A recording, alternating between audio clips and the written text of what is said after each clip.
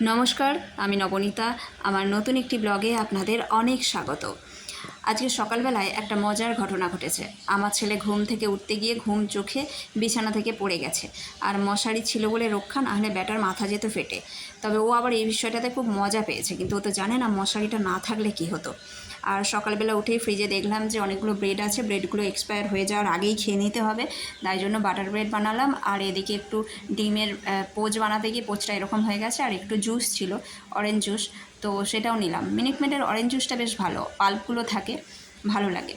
আর দুপুরের জন্য বানালাম ঢেঁড়স আলুর তরকারি, টক ডাল আর সর্ষে দিয়ে মাছের ঝাল।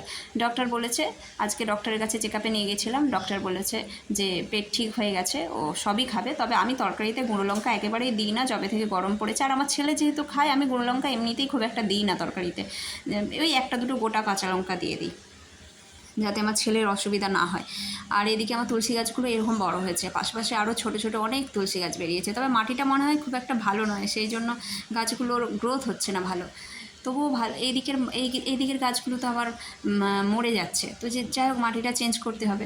আর এটা হচ্ছে একটা পটুলাগার গাছ আর একটা পুদিনা পাতার গাছ। আমার ছেলে তুলসী গাছে হাত দেয়, তাই আমি বলেছিলাম যে এই পুদিনা পাতা আর পটুলাগার গাছটা তোমার, আর এই তুলসী গাছটা আমার। তুমি এই তুলসী গাছে হাত দেবে না, তুমি তোমার গাছে জল দেবে। তারপর থেকে ও নিজের গাছে জল দেয়।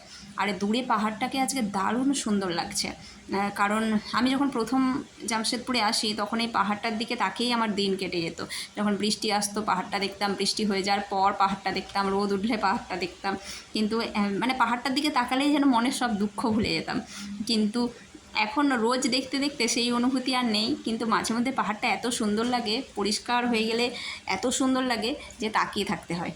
আর এটা দূরে কৃষ্ণচূড়ার গাছ, কৃষ্ণচূড়া আর আম গাছের মাঝখানে এটা জাম গাছ। এই জাম গাছটা রোদে ঝিমিয়ে গেছে, কিন্তু প্রচুর জাম হয়ে আছে। যদিও ক্যামেরায় বোঝা যাচ্ছে না, যেহেতু এটা মোবাইলের ক্যামেরা, তাই জন্য বোঝা যাচ্ছে না, কিন্তু প্রচুর জাম হয়ে আছে। কিন্তু পাড়ার লোক নেই, আমও হয়ে আছে প্রচুর, কিন্তু গাছগুলো এতটাই বড় বড়, পাড়ার কেউ লোক নেই, ওই পাখিতেই খায়। পাশে দুদিন আগে তো দেখলাম গাছ ভর্তি খেজুর ছিল, সেগুলোও পাখিতেই খেলো দেখলাম। আর আজকে শনিবার, যেহেতু শনিবার রবিবার ওর বাবার যেহেতু ছুটি থাকে, ওর বাবাই ওকে খাইয়ে দেয় দুপুরবেলাটা, আর কখনো কখনো রাত্রেবেলাও খাইয়ে দেয়। আর তারপরে তো সারাক্ষণ আমিই খাইয়ে দিই। আর আমাদের জন্য ওর বাবা ওকে খাইয়ে দিল, হাত মুখ ধুয়ে দেওয়ার পর ওর বাবাকেও খেতে দিলাম। এই ঢেঁড়স আলুর তরকারি, আম দিয়ে টক ডাল, সর্ষে দিয়ে মাছের ঝাল, আর এদিকে বদিয়া রায়তা আর আম। বাজারে এখন যতদিন আম থাকবে মোটামুটি বাড়িতে আম আসতেই থাকবে। তবে আজকের আমগুলো খুব একটা ভালো না, মনে হয় কাঁচা আমকে পাকিয়েছে, তাই হালকা টক ভাব আছে। আর ওর বাবা সর্ষে দিয়ে মাছের ঝাল খেতে ভীষণ ভালোবাসে, তাই সর্ষে দিয়ে মাছের ঝাল করেছি। আর আমার ছেলেকে ঘুম পাড়িয়ে দিয়েছিলাম, সন্ধ্যাবেলা উঠতে ওকে দুটো মিষ্টি দিলাম, যতটা খাই খাক, তারপরে ওকে একটু ঘোরাতে নিয়ে যাব। আর রাত্রেবেলার জন্য বানিয়েছি রুটি তড়কা। আমার ছেলে ক্যাম্পাস থেকে ঘুরে আসার পর ওর একটু পড়তে বসেছিল, তারপর ও রুটি তড়কা, এই রুটি আর দুধ খেয়েছে ও।